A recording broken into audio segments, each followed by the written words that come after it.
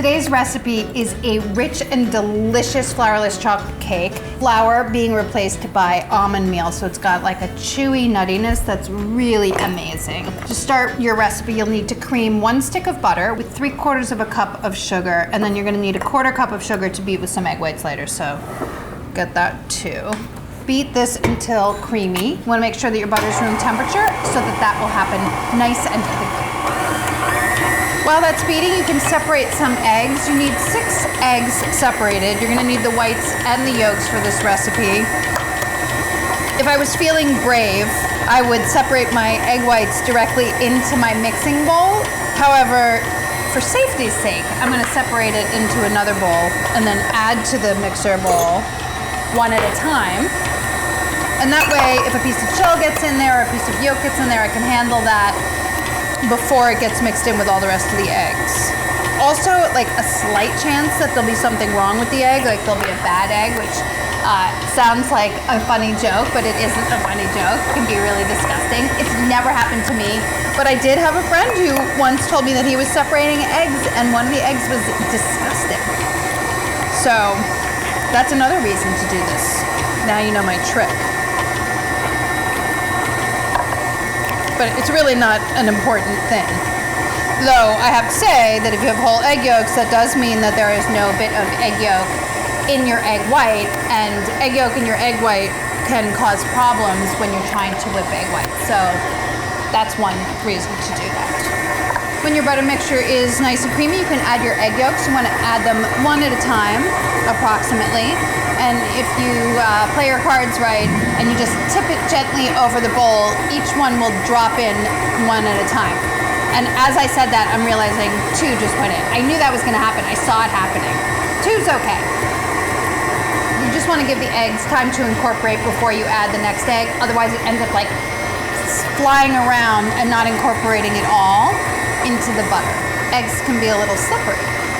Next, you're gonna add 6 ounces of chocolate that's been melted and cooled and a teaspoon of pure vanilla extract.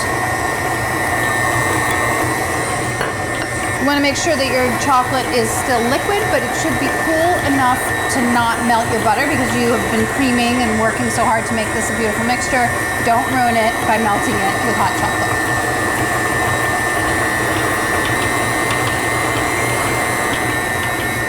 This is 1.5 cups of almond meal. It's a flour made out of blanched, ground up almonds. You can make it yourself if you want to, but you want to make sure that you grind it really nice and fine, and it's definitely a product that you can find pretty easily these days. 1.5 cups.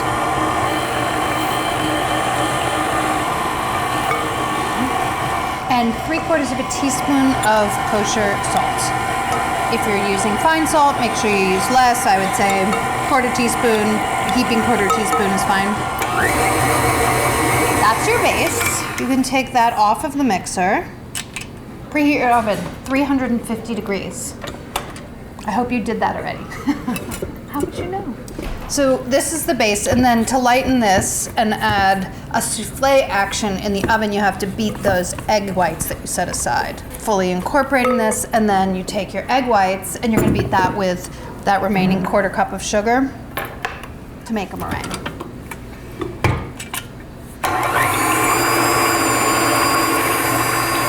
You wanna start adding your sugar after the meringue has already started forming. That way it won't collapse. It's a stronger meringue, so let it whisk up to about soft peaks and then start adding your sugar a little bit at a time. So now these are at soft peaks, just a little bit of sugar at a time. You want to give the sugar time to dissolve before you add more sugar so that it's not gritty. Often a recipe will say like a tablespoon at a time, which seems super annoying and like overly fussy, but that's the reason. And if you add too much sugar all at once, it will collapse the meringue, and then it'll never get to its full potential.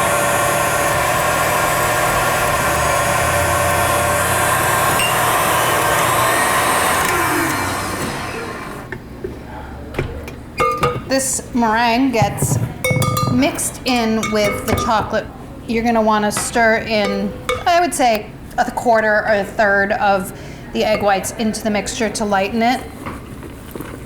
You want to lighten the chocolate mixture before you fold in the rest of the meringue so it doesn't break down too much. It is easier to do this in a shallower bowl, and also your hand has a tendency to get less dirty because it's not rubbing against the tall edges, but I don't like to get another bowl dirty, so I usually just do it in the mixer bowl. And then you can fold in the remaining egg whites after your chocolate mixture has been lightened.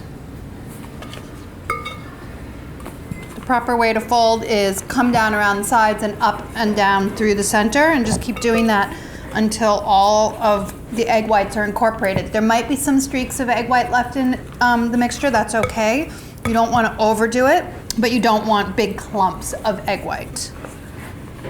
Down the center, up the sides, and over the top, and then repeat. I like to turn the bowl as I'm going, makes it easier. Okay. This is a buttered 9-inch springform pan. Your mixture can go in there.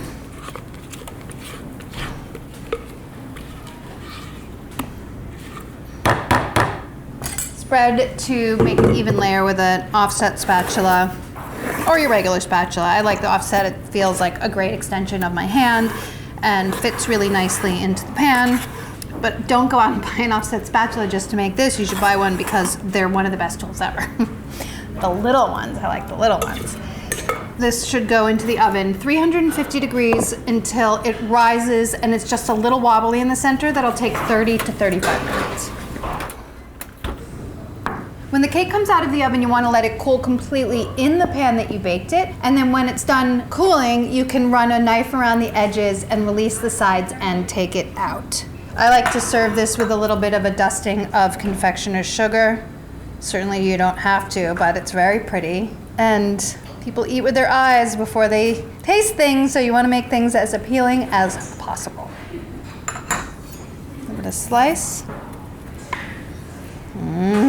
So exciting.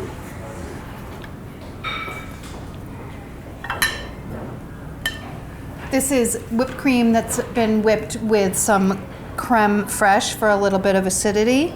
A little dollop of that on your cake. And a couple of raspberries. And then enjoy. I'm just gonna go ahead and use the whipped cream spoon because I love whipped cream. Have I ever told you how much I love whipped cream? So much. It's so easy and so delicious. I'm not kidding this time. You have to make it. You're gonna love it. If you like recipes like this and you want more, make sure to click like and subscribe because we have plenty more where this came from.